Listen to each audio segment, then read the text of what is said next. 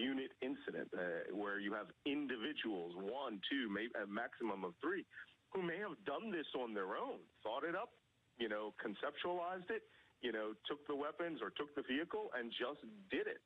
And we see that in Israel with what we call vehicle as weapons systems attacks or suicide individual weapons attacks, where you take a kitchen knife, you get in your own car, you drive it into a group of soldiers, and you take your knife out and you start killing people or hurting people until you are killed.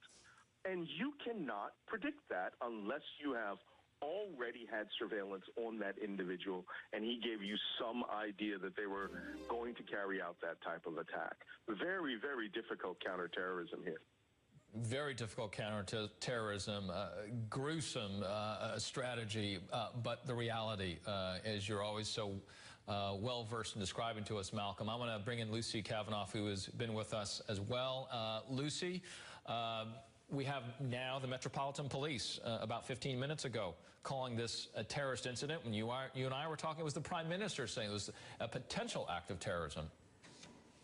That's right. The Prime Minister indicating this would be treated as a potential act of terrorism. Now the authorities, the British police in London, saying this is, in fact, being declared terrorist incidents. Both the attack at London Bridge, which appeared to be the sort of hit and run with that white van, and the stabbings at nearby Borough Market. As we discussed just a few moments ago, the Vauxhall incident is no longer part of those two major terrorist incidents. I do want to give you some color, though. It does appear that, police are still trying to evacuate that area, even though this attack took place about 2 hours ago. There's still obviously a lot of people there.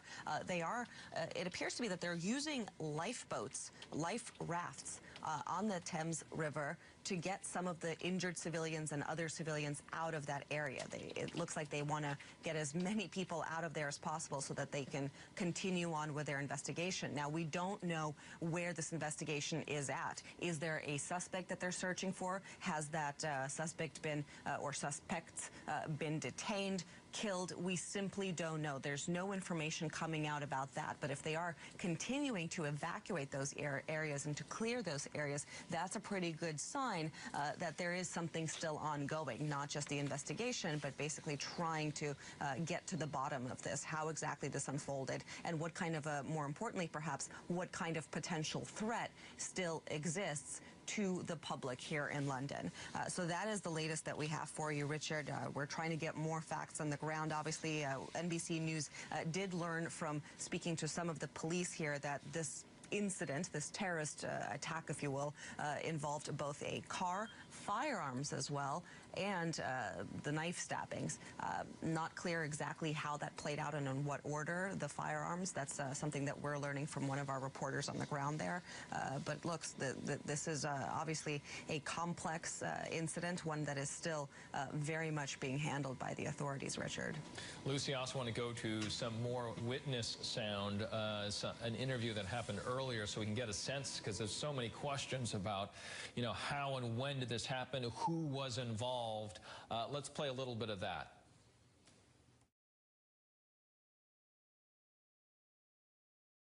Somebody arrived at the opening.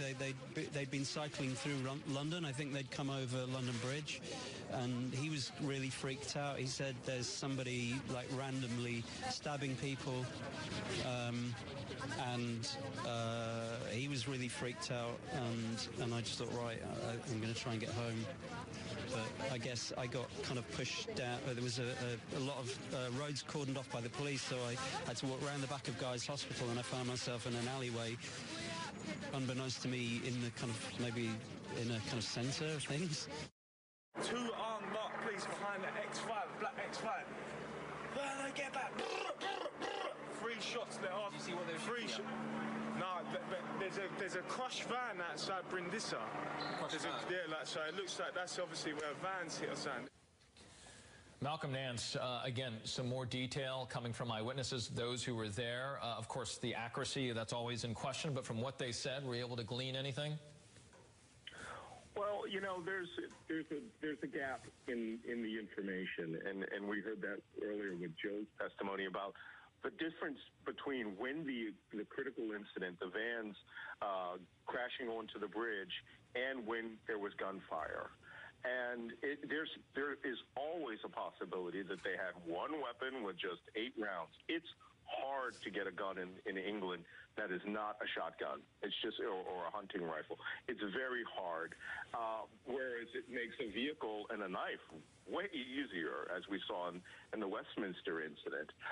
But the response of the armed police chasing someone, certainly towards Borough Market, would definitely give us that information, give us the shooting that people seem to have taken into account. And when you're in a crisis like this, and I've been through a lot of these, you sort of lose a sense of time. And if you're not really trained and honed to keep your mind focused on the critical incident first and the subsequent chain of events, it's a little hard, because the thing that catches your eye is always the loud noise, right?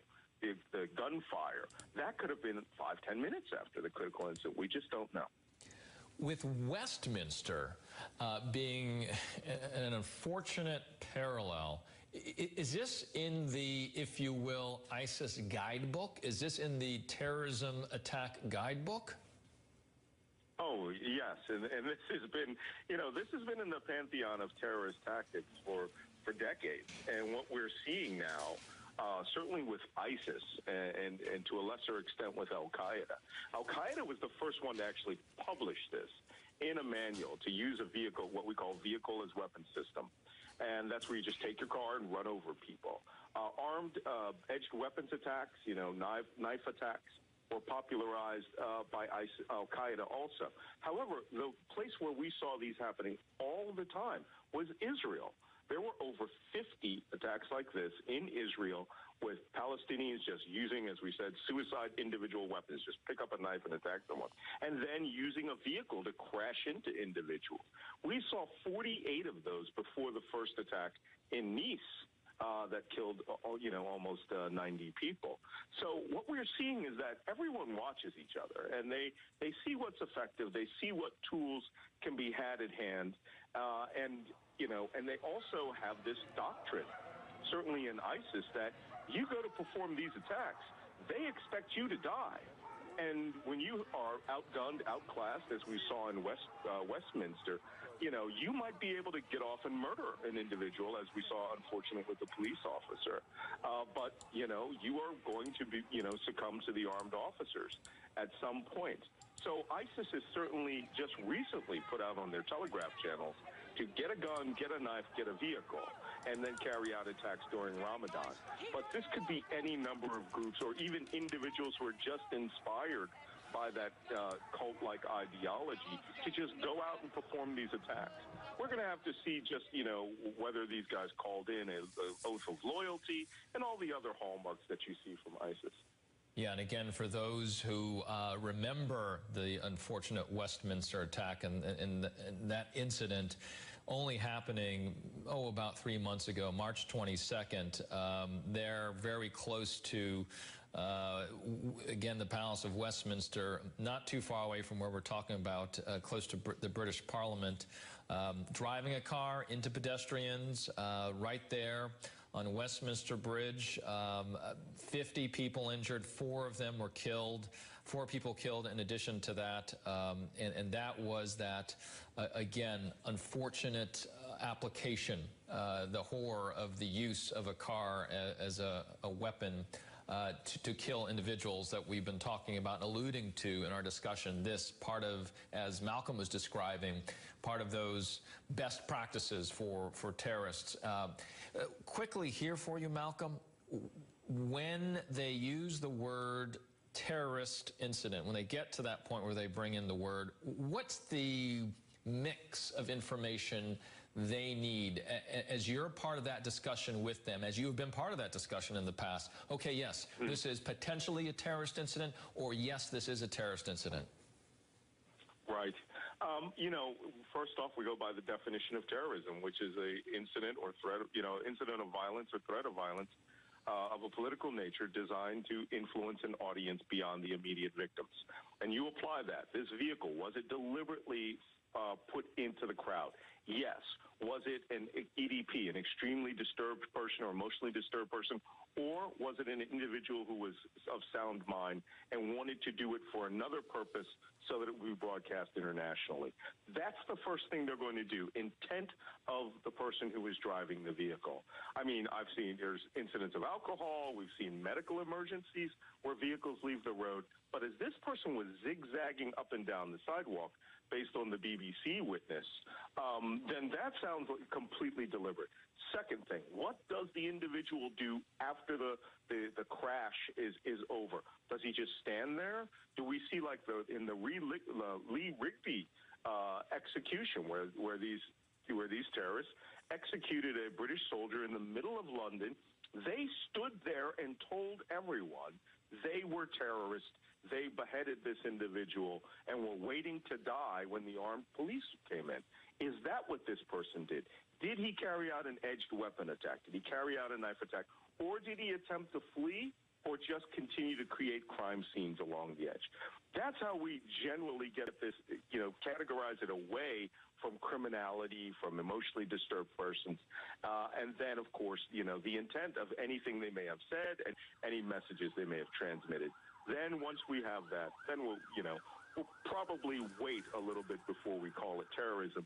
But all the indicators have to be there.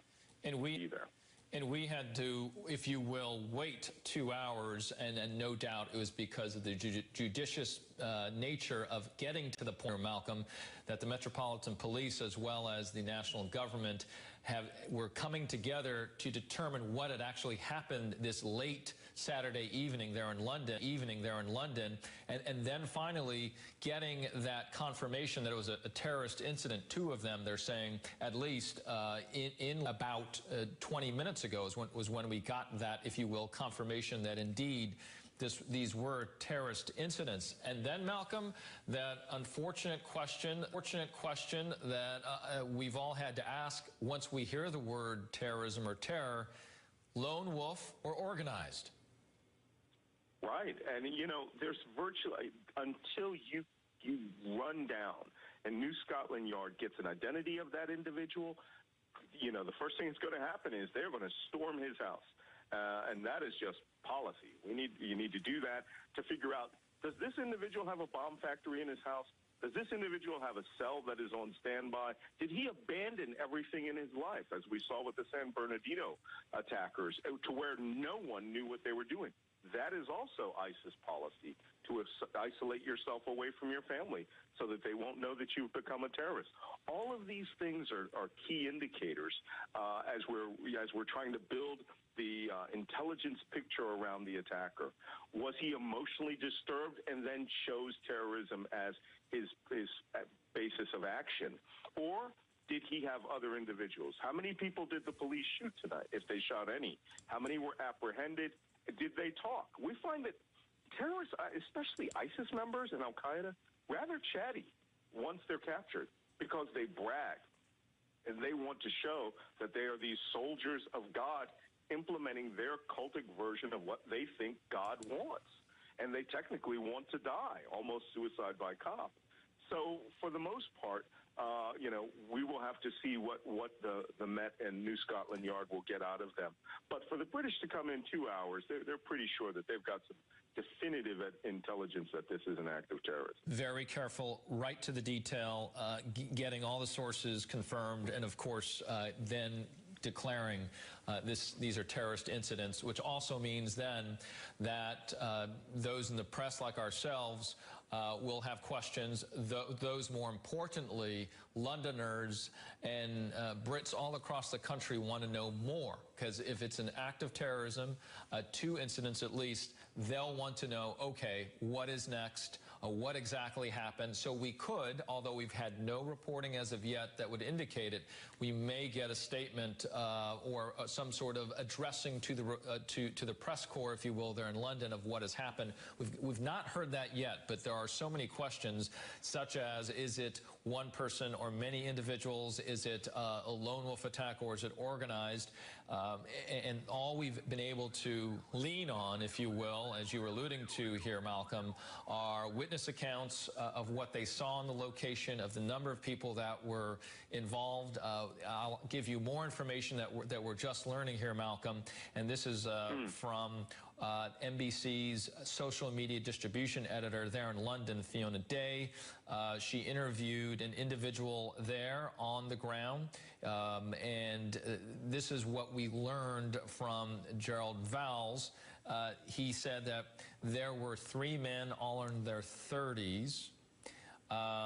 He also says that he's in shock, that not surprising based on what Joe Dillon, who's a student there, was telling us earlier too. This eyewitness also saying that pint glasses and chairs were thrown at the attackers. And it's not clear which pub that this eyewitness was in, although it appears that he was in the restaurant that local reports and witnesses say the attackers entered to attack people. Okay, so that's what we're hearing now, first from an eyewitness reporting to an NBC News a reporter. Gerald also saying to our social media distribution editor, my mate's been stabbed, they're stabbing everyone. He was quoting a victim that was saying that. So again, not confirmed by NBC News. This is what we're hearing from one of the eyewitnesses telling an NBC News employee. So there's so many difficulties here, as you know, Malcolm, and you're searching for these confirmed details as well as much as the law enforcement officials there on the ground are. But that's another piece of information that we're getting. Because again, we've been trying to understand the number of suspects related to this. We don't know if they're still at large or on the run, whether any have been captured at the moment. All we've learned in the last 25, 30 minutes now is that they're calling this a terrorist incident. But there you go, Malcolm. A little bit more, a little bit more data. Yeah, and that's good data. That is a solid eyewitness reckoning.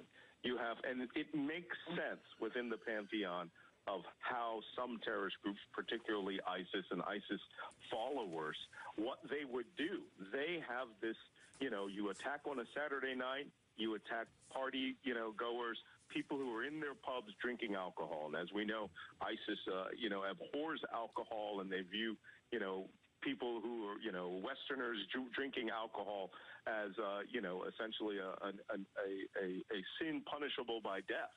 And so to come in a 3-man team after crashing that vehicle jives with some of the things we heard very early on.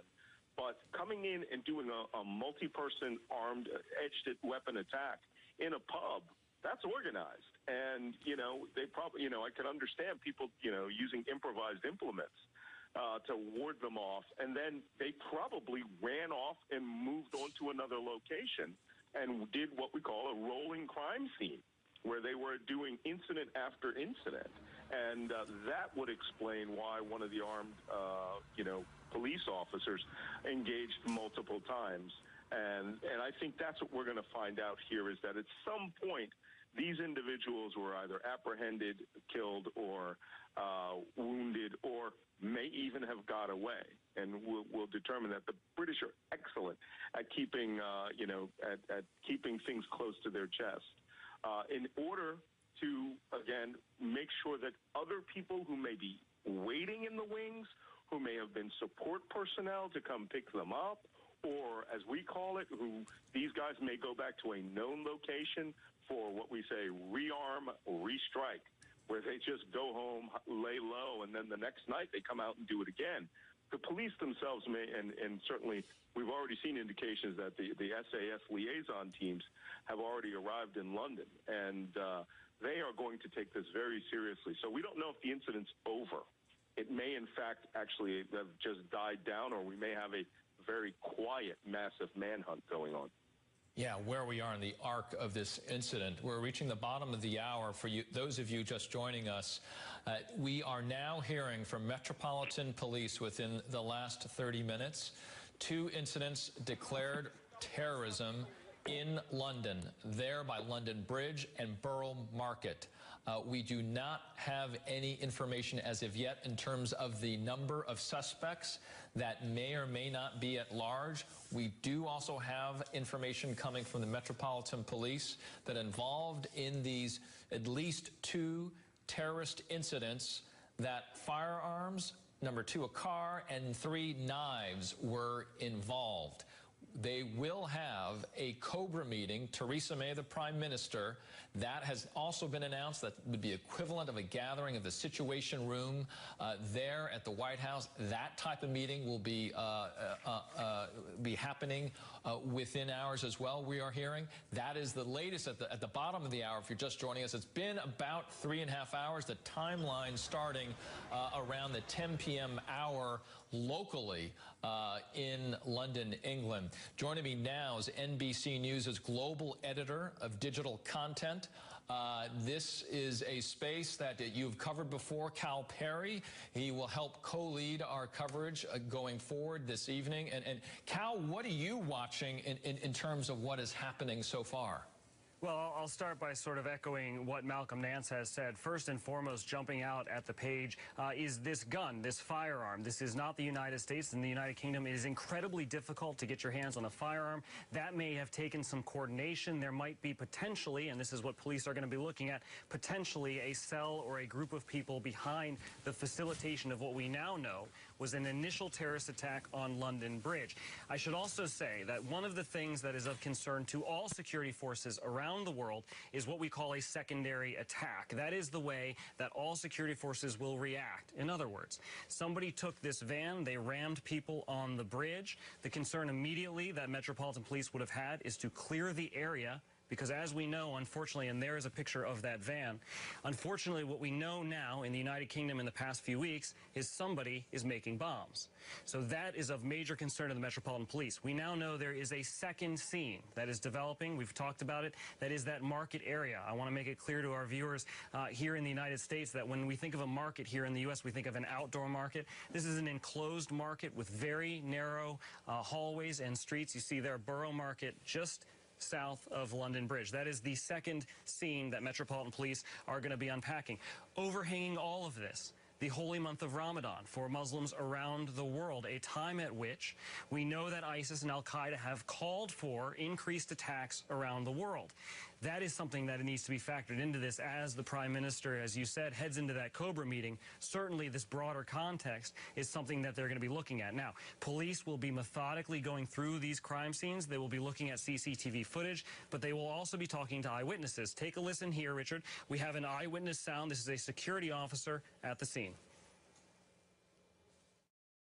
Yeah, I saw people running, screaming. Somebody was injured. I see people with some blood, and it has been like the worst 30 minutes of my life, honestly. When you see this kind of things, you just sit in TV, you know, in front of the TV, but when actually you see people and you hear people screaming, it's totally a different thing. It's scary. That is one of the things that authorities are going to be dealing with. We heard our Malcolm Nance talk about how witness statements can often be wrong. A witness statement like that from a security officer is going to be key as we move forward. The other thing is heavily trafficked pedestrian areas. London Bridge on a Saturday night would have been packed. So would Borough Market have been packed. And authorities around the world, in this country and in the UK, are always concerned with what they call soft targets. I want to bring in now our Evan Coleman. He's one of our security analysts. He can talk more to this. Evan, when I talk about heavily trafficked pedestrian areas and soft targets, what does that mean? Well, I mean, look, ISIS is not the first group to come up with the idea of going after these targets. Al-Qaeda in the Arabian Peninsula, AQAP, has also put out guides. There have been a number of different groups that have kind of homed in on the idea of using vehicles to go after pedestrians on streets, to go after concert halls, this kind of thing.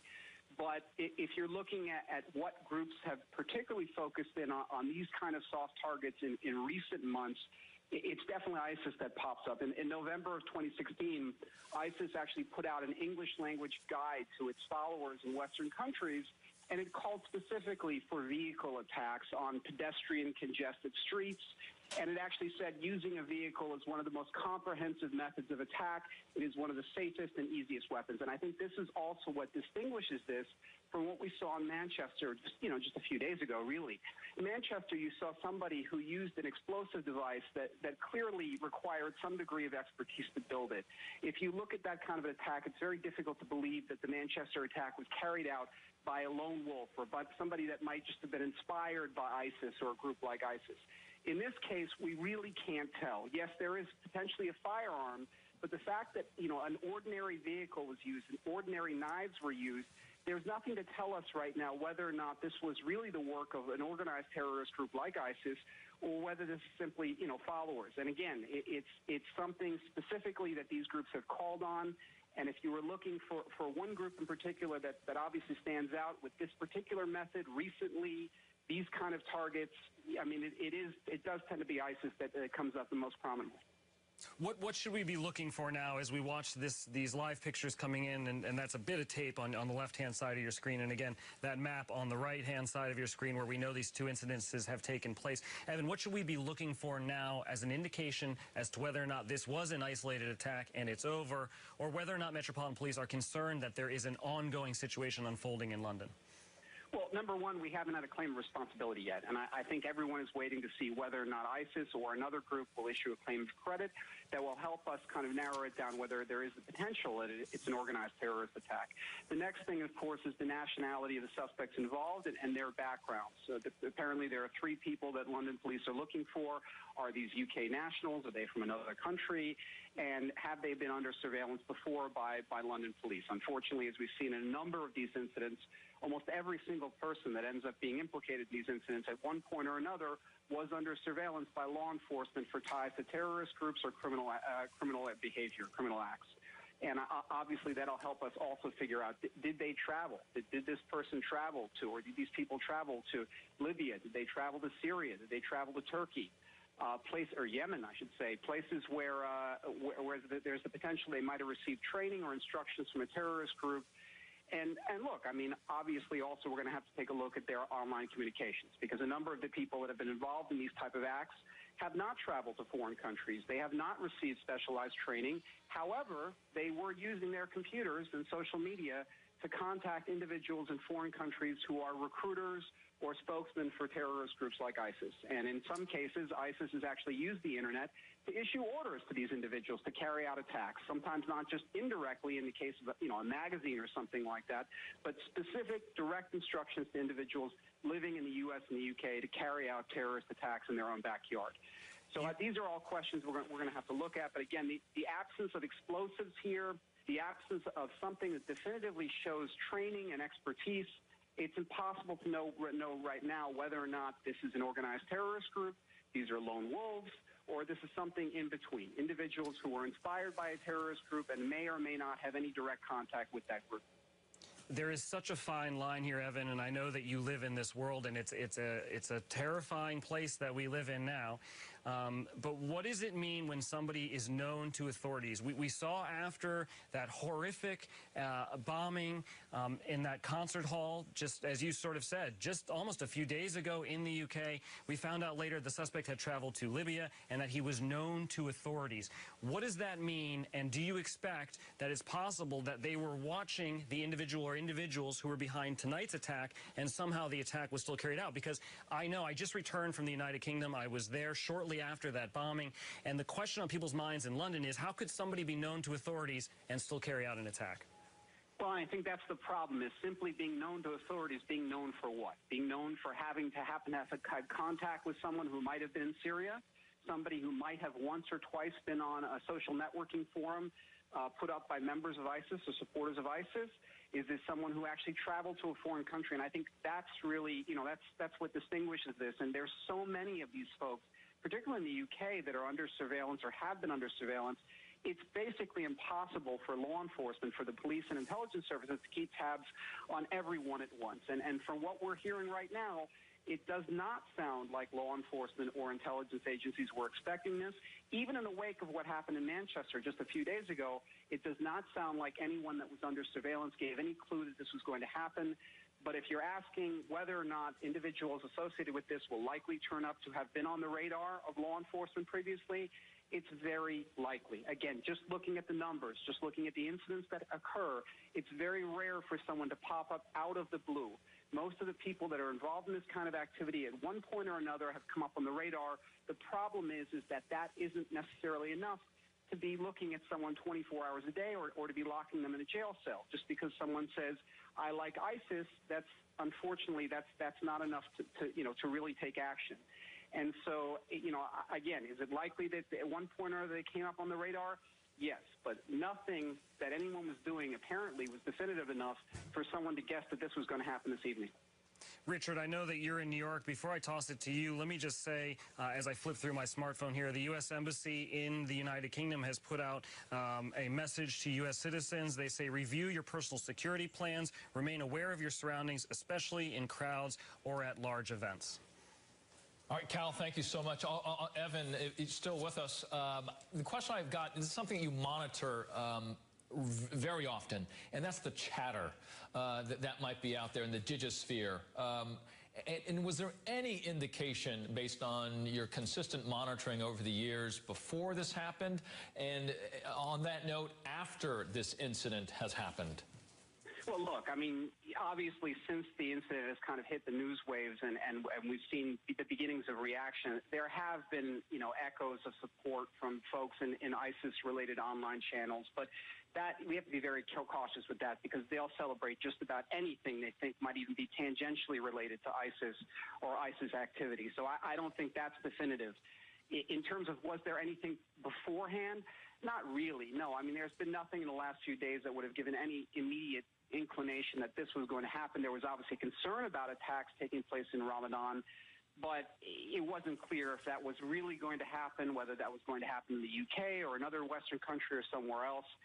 We have had hints that ISIS was trying to push its operatives and supporters in Western countries to carry out attacks like this in the last 6 to 12 months. I mean, particularly in the last 6 months, ISIS has put out a number of English language guides clearly aimed at individuals living in the U.S. and the United Kingdom, urging them to carry out vehicle-borne attacks, suggesting that using cars would be a more effective and more guarantee of success than trying to obtain explosives or firearms. And, specifically, obviously, the guides focused on the use of trucks, again, looking at very particular soft targets, including pedestrian-clogged streets. That is still indirect information. They also suggested other targets that they may or may not ever hit. So whether or not there's a direct connection, it's impossible to know. But it is important to note that in the last few months, if there was one terrorist group out there that you could single out for highlighting this tactic and encouraging its supporters in the U.S. and the U.K. to carry out this kind of attack, yes, it is ISIS. Chatter is one of the things that you watch as you're gathering data on such incidents. Evan, quickly, have you seen anything on the lead up to what is happening tomorrow? There's got to be big concern there in Manchester as Ariana Grande gets ready. At least that was initially the plan up until this incident, that she would hold another concert and then give all of the proceeds to the families that either lost loved ones or were injured. We also have the election on June 8th. In terms of what you're hearing in the chatter sphere, is there anything that would give concern to you? No, and look, I mean, these folks are probably very unlikely to go after this concert that's happening tomorrow because it's going to be extremely heavily guarded, and that's exactly what they're not looking for. They're looking for soft targets. They're looking for targets where there's nobody guarding them, and that means that they have, they basically have an open field. Obviously the elections are something that they'd like to impact. They'd like to change the way that voters, choose their leaders, and they'd like to impact policies, particularly, I think, in the Middle East, in Iraq, in Syria, even in Yemen. But again, I think it's too early right now to say for sure what the exact idea is or whether or not there's further attacks that are coming up. But, it's very difficult to try to guess what the next target is. And I think, they're going to go after things that are not protected, that are not guarded. That's the whole nature of what ISIS is trying to do right now, which is communicate the message that you're not safe. No matter where you are, no matter where you live, you're not safe. that's the message that they want to carry out with these kind of attacks. And it does not, however, change the way Londoners live, the way Brits live, despite these horrific incidents not getting done what their objectives are, as you've just described. Evan, thank you so much. Evan Coleman, NBC terrorism analyst, giving great perspective on how to see and how to understand what is happening at this hour. Appreciate that. Also, just getting this in from the mayor of London, Sadiq Khan, and I'll read a portion of it. The mayor of London saying this, quote, "The Metropolitan Police are responding to the horrific terrorist attack at London Bridge and Borough Market. My thoughts are with everyone affected, and I'd like to thank the brave men and women of our emergency services who were first on the scene and will be working throughout the night. I am in close contact with the Met Commissioner and senior officers and am being kept updated on all developments. I'll be attending the government's emergency COBRA meeting later this morning. London Bridge Station is closed, and we are asking people to avoid the area. The situation is still unfolding, and I would ask all Londoners and visitors to our city to remain calm and vigilant. Please report anything suspicious to the police, but only call 999 in an emergency. We don't yet know the full details, but this was a deliberate and cowardly attack on innocent Londoners and visitors to our city enjoying their Saturday night. I condemn it in the strongest possible terms. There is no justification whatsoever for such barbaric acts. For further updates, please follow, of course, the Metropolitan Police." That coming in from the mayor of London, Sadiq Khan, just within the last bunch of minutes, and really encompassing and summarizing what has happened up to this hour in terms of the incidents themselves, as well as what they are going through on an operational level there in London. Also, an individual who's been watching those developments with us is NBC's Matt Bradley. In New York. He joins us live from the scene in London. And Matt, the last time you and I spoke, they were moving the cordon farther away, and I'm not sure if they've moved you again, but what is the situation there now? Well, Richard, we've been trying to move as close as we can to the incident. I'm standing in front of a bridge. It's not London Bridge. It's Southwark Bridge, which is about 2 bridges down from London Bridge. And as you can see, it's blocked off. Most of the bridges in downtown London have been blocked off by the police because of this overwhelming police response to this incident.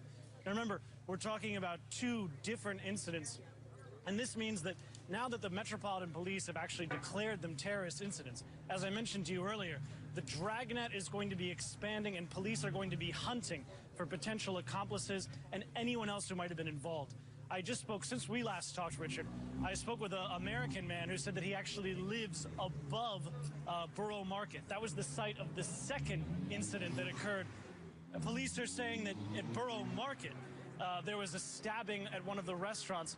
He said that this gentleman said that when he walked out of his apartment, he tried to shoot some photos of what was going on, and the police grabbed his camera and made him move across the bridge to this side of the river.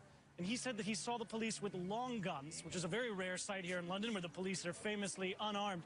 And he said it looked as though they were hunting for someone that they couldn't actually find. They were training their guns around the area without actually knowing exactly where they were going or who they were looking for or what they were looking for, because it seemed as though this perpetrator was still at large. Now, we haven't heard from the Metropolitan Police whether they've caught anyone, any suspects, or any of the people who were involved, but it seems as though they're definitely going to be looking, just as they were after the Manchester attack, for any accomplices or anyone who could be connected to this crime.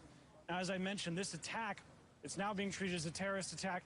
It's going to remind a lot of Londoners of an incident in March when a man named Khalid Massoud drove his car across Westminster Bridge, jumped up onto the sidewalk, and killed about 4 people on that bridge. He then got out of his car, approached the Parliament building, and stabbed to death a police officer before he himself was shot dead. Now, that incident killed 5 people, and then the attacker as well.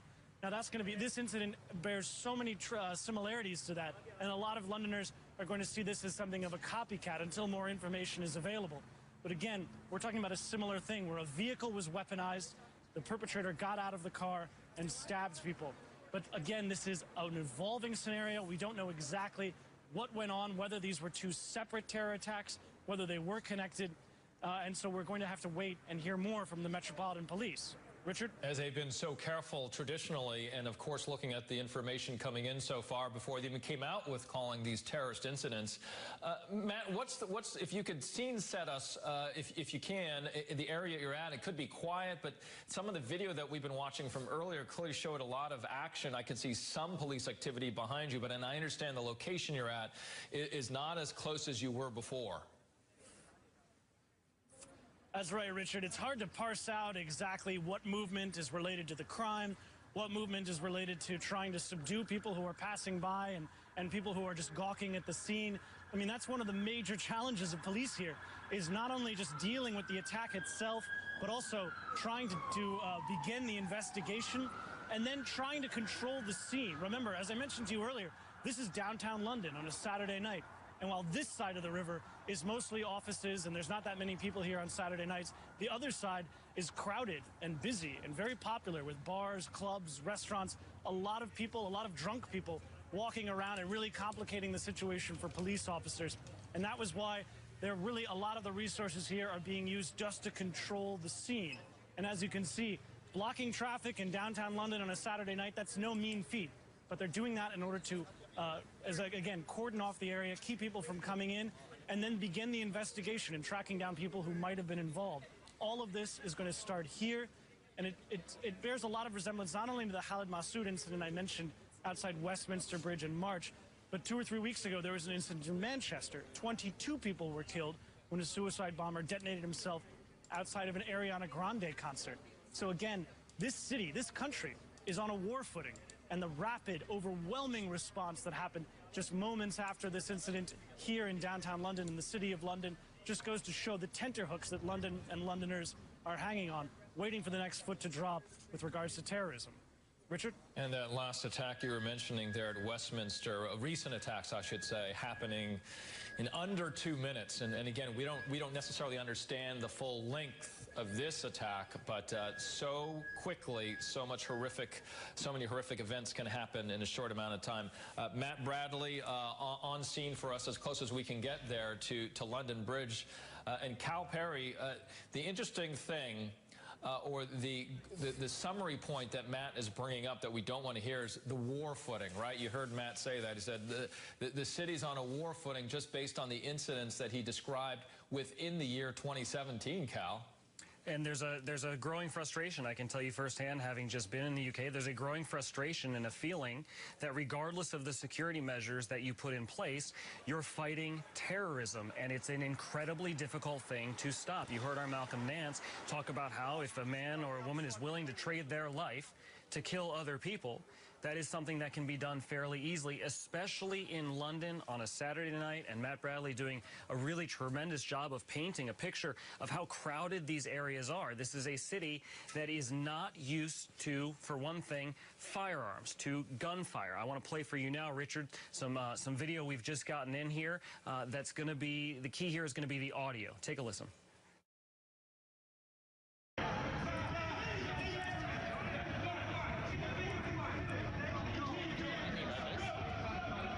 There's been an attack.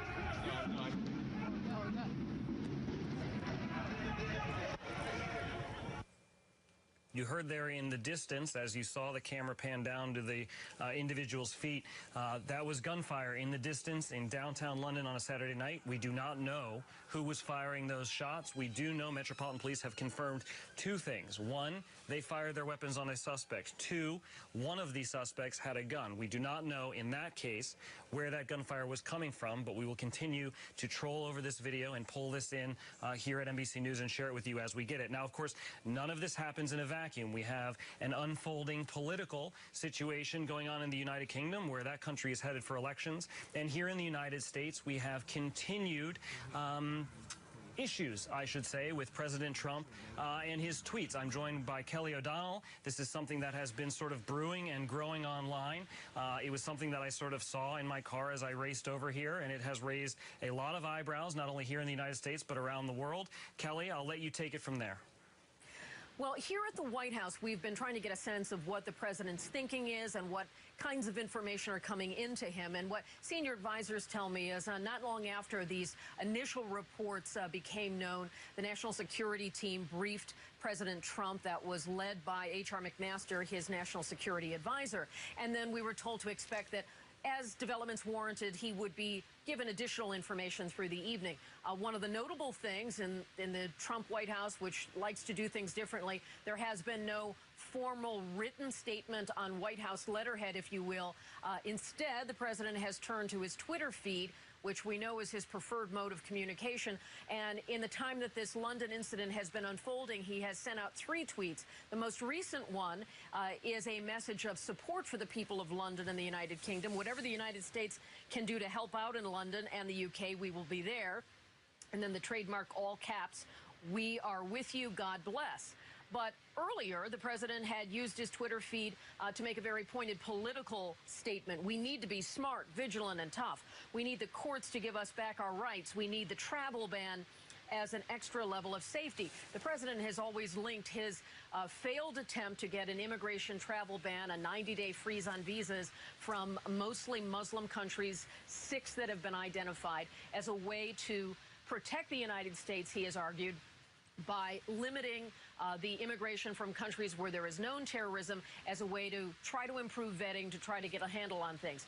We know that that was one of the earliest moves from the Trump White House right after he took office, but that executive order has hit speed bump after speed bump in the courts, tied up, and now they are seeking the help of the Supreme Court to consider this case and the legality of such a move, controversial as it is. So the president, in the wake of learning about the London incidents, before it was officially proclaimed terrorism by the prime minister, as she has said they are investigating it as a terrorist incident, the president sort of reverted to his policy point of view that he thinks an immigration travel ban is a tool that the United States should consider. He also retweeted a published report that was his sort of first impulse, and that talked about the incident in London, but that was unverified information. So the president got official information from the national security apparatus here at the White House, and then put out a published report that has not been verified. Now, separately, the vice president was traveling today. He was in Iowa, and he has his own team with him. He was also notified. And then I'm told by senior officials that the president and vice president spoke by phone. Mr. Pence was on the Air Force Two, his aircraft, while the president has been here at the White House at home. So what comes next? Well, we have not seen any senior administration officials here on the property this evening. We expect that there may be a next step tomorrow if they evaluate that there's a point where the president needs to make an on-camera statement. So far, no guidance that is imminent.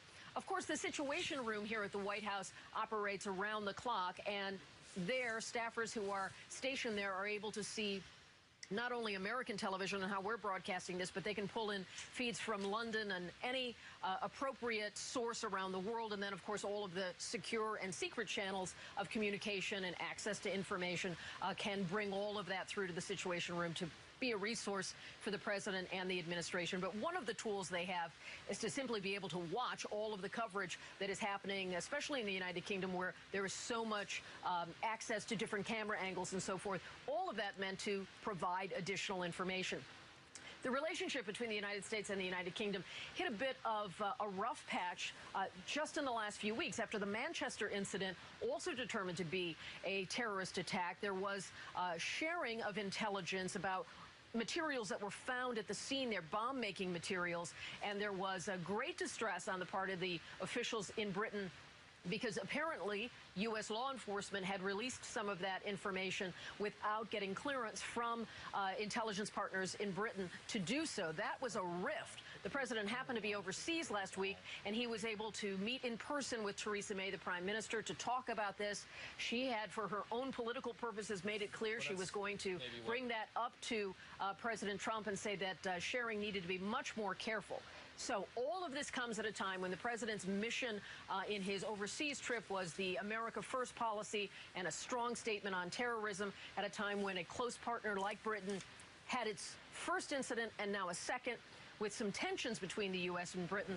And at the same time, both Theresa May and President Trump have said they are on the same page, working together, and the president has made it a point to say there's absolute support for the people of London at this time. But curious that he used Twitter and made both political statements and statements of support tonight.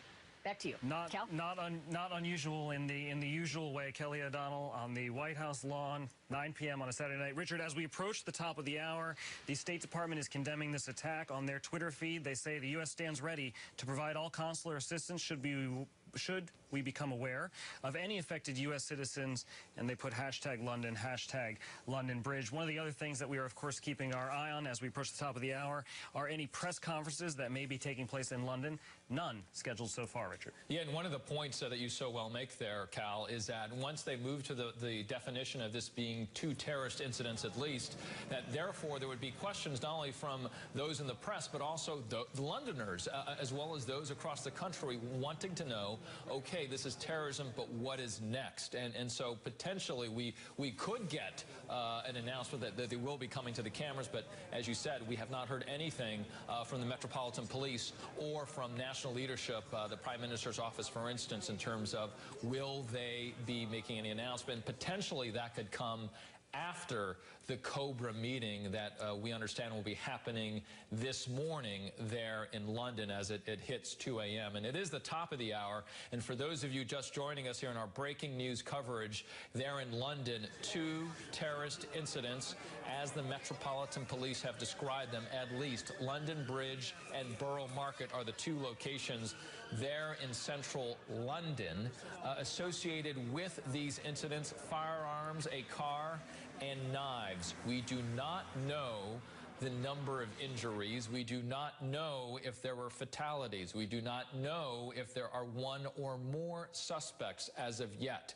That has not been confirmed by NBC News. We have not heard that from Metropolitan Police. We have not heard that from national leadership, the Prime Minister's office, as an example there. However, we continue to watch what has been an active scene. And just to give you a sense of that, these are the pictures you see on the left-hand side from about 2 hours ago. And then I want to take you to the pictures that are live right now. And when you look at where we're at in terms of the live pictures in locations that are close to this, a much different sense of the energy. And potentially that could mean that they are closer or have completed operations that get them closer to the answers to the questions that I just brought up, in terms of that we know less than we do know more at this moment. And all that we are getting is that these are terrorist incidents that have been confirmed by the Metropolitan Police, and we know that it's in London Bridge and in Borough Market. And then we have eyewitness accounts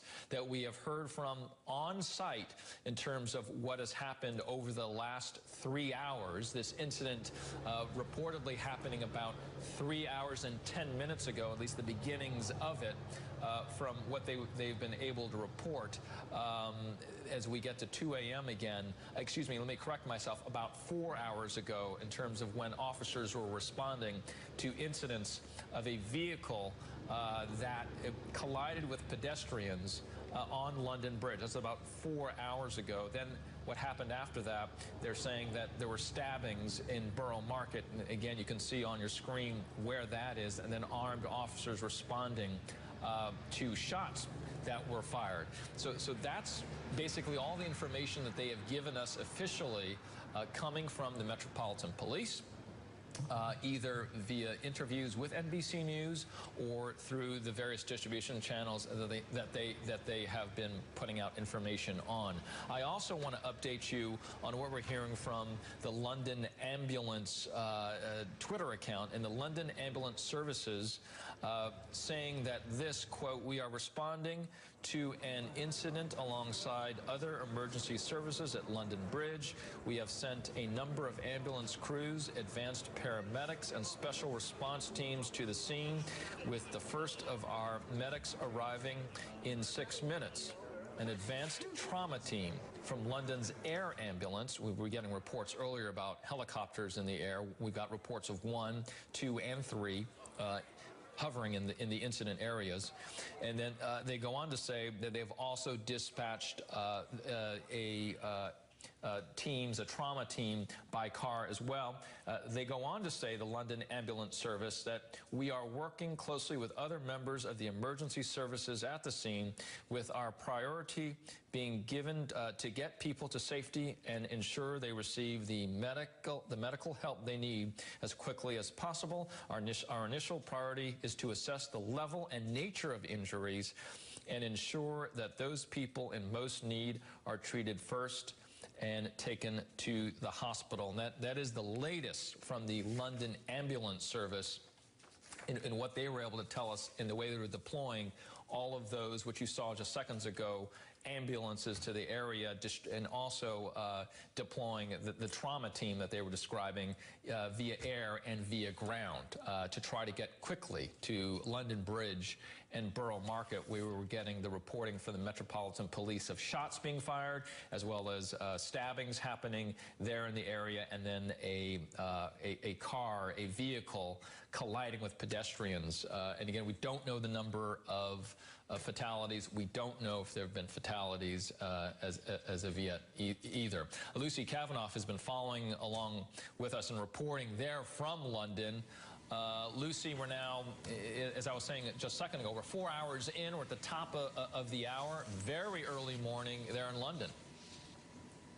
Very early morning, still an ongoing situation. You were talking about the ambulances and the first aid response. I can tell you we're now getting a notice that London's Guy Hospital, which is located